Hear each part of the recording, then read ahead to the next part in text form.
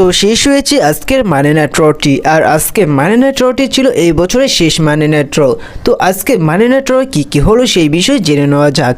আজকে মানি নাইট ড্রয়ের শুরুতেই আসেন new day member coffee Kingston এবং জেবার বোর্ড।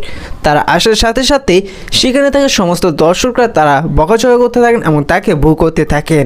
এবং কফি কিংস্টন এবং জেবার বোর্ড তারা রিংয়ে এসে সমস্ত দর্শকদের তারা বলতে চাইছিল যে তারা কেন এমনটা করছে, কিন্তু সেখানে থাকা কোনো দর্শকরাই তাদের কথা শুনছিল না। তারপর সে জায়গায় দেখা যায় যে আসতে জেউসো তিনি আসেন দর্শকের মধ্যে দিয়ে। জেউসো রিংয়ে আসলেন, সেখানে থাকা কফি কিংস্টন এবং জেবুর তারা জেউসোকে বোঝানোর চেষ্টা করে তারা কেন এমন করছে, কিন্তু জেউসো তাদের অপমান করে দেয় এবং তাদের কল আউট করে দেয়। তারপর সে জায়গা থেকে new day member coffee Kingston এবং জেবার বোর্ড চলে যায়। তারপর সে জায়গায় জেউসো তার প্রমোকাট শুরু করে। সে জায়গায় জেউসো বলে যে বর্তমানে আমাদের অনেক কাজ রয়েছে, সোলো সুকার সাথে রয়েছে, এমনকি ড্রু ম্যাকইন্টায়ারের সাথেও রয়েছে। সোলো সুকার সাথে সেই কাজটি আমাদের ভাই ওটিসি রোমান রেইন্স তিনি সামলিয়ে নেবেন। বর্তমানে আমার একটি টার্গেট হচ্ছে সেটি হচ্ছে ড্রু ম্যাকইন্টায়ার তিনি আমার ভাই জেউসোকে আক্রমণ করছে, স্যামি জিনকে আক্রমণ করেছে, যার কারণে আমি ড্রু ম্যাকইন্টায়ারের কাছ থেকে বদলা নিতে চাই। তারপর সে জায়গায় দেখা যায় যে একটি স্ক্রিনে সোলো সুকার ভিডিও পেজে চালু হতেই সে জায়গায় সোলো সুকা এক পর্যায়ে জেউসোকে রোমান রেইন্সের এগেনস্টে নিতে চাচ্ছিল।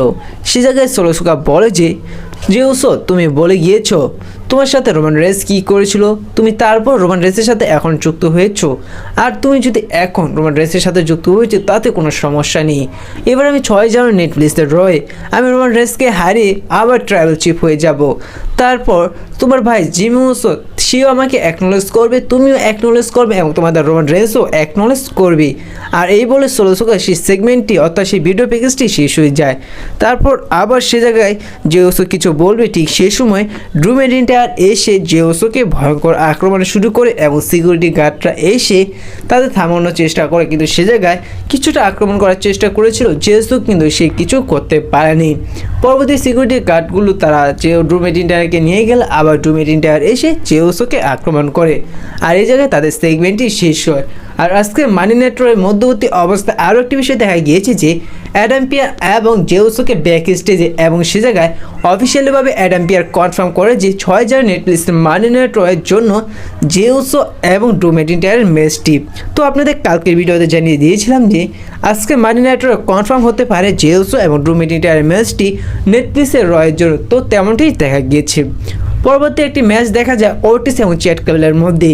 তো এই ম্যাচটি নিয়ে কিছু বলার নেই। এই ম্যাচটির মধ্যে দেখা গিয়েছে যে চ্যাট কেবলের মেম্বারগুলো তারা ডিস্ট্রাকশন করতে থাকে, সেই ডিস্ট্রাকশনের সুযোগ নিয়ে চ্যাট কেবল তিনি অ্যাঙ্গেল লক লাগিয়ে দেয় ওটিসকে, এবং অনেকবারে দেখা গিয়েছিল ওটিস তিনি অ্যাঙ্গেল লক দিয়েছিল চ্যাট কেবলকে, কিন্তু ওটিস কিছু করতে পারেনি।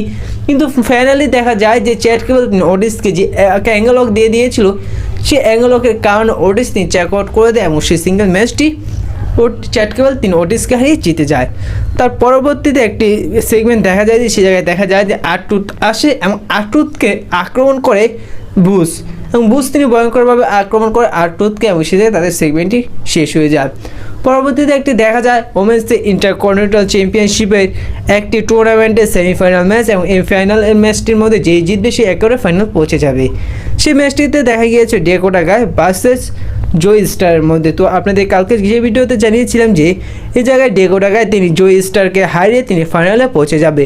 ম্যাচটির মধ্যে দুজনের অসাধারণ পারফরমেন্স ছিল, দুজনের পুরো সম্পূর্ণ পারফরমেন্স দিয়েছে এই ম্যাচটিতে জেতার জন্য, কিন্তু জয় স্টারকে হারিয়ে ডেকোটা গাই তিনি এই সেমিফাইনাল টুর্নামেন্ট ম্যাচটি জিতে যায় এবং তিনি একেবারে ফাইনালে পৌঁছে যায়। এবার পরবর্তীতে একটি 6 মিনিটে একটি ম্যাচ দেখা যায়। সেই ম্যাচটিতে দেখা যায় ডেভেন পিস দ্য অলরাউন্ডারের সাথে জ্যাজমিনের টিমের মধ্যে। ম্যাচটি শুরু হলে ম্যাচটির মধ্যে দুটো টিমের পারফরমেন্স আমার কাছে ভালোই লেগেছে। ম্যাচটির মধ্যে দেখা গিয়েছিল এদের মধ্যে রিংয়ে কখনো ফাইট করছে, জ্যাজমিনের মেম্বারগুলো কখনো ইন্টারফেয়ার করছে এবং দ্য অলরাউন্ডার তারা আক্রমণ করছে জ্যাজমিনের মেম্বারগুলোকে। কিন্তু ম্যাচটি এন্ডিং নিয়ে যদি বলা যায় যে ম্যাচটি এন্ডিংয়ে গিয়ে দেখা যায় যে ডেভেন পিস ডমিনিক স্টুডিওকে একটি ভয়ঙ্কর পাওয়ার বম দিয়ে দেয়, যার কারণে সে জায়গায় ডমিনিক স্টুডিও আর কিছুই করতে পারে না। সে জায়গায় ডেভেন পিস ডমিনিক স্টুডিওকে পিন করে সেই 6 মিনিটে একটি ম্যাচটি জিতে যায়। পরবর্তীতে সে জায়গায় ফিন বেলার ডেভেন পিসকে আক্রমণ করেছিল, পরবর্তীতে সে জায়গায় ডেভেন পিসকে সেভ করেছিল অলরাউন্ডার, আর এই জায়গায় তাদের 6 মিনিটে একটি ম্যাচটি শেষ হয়।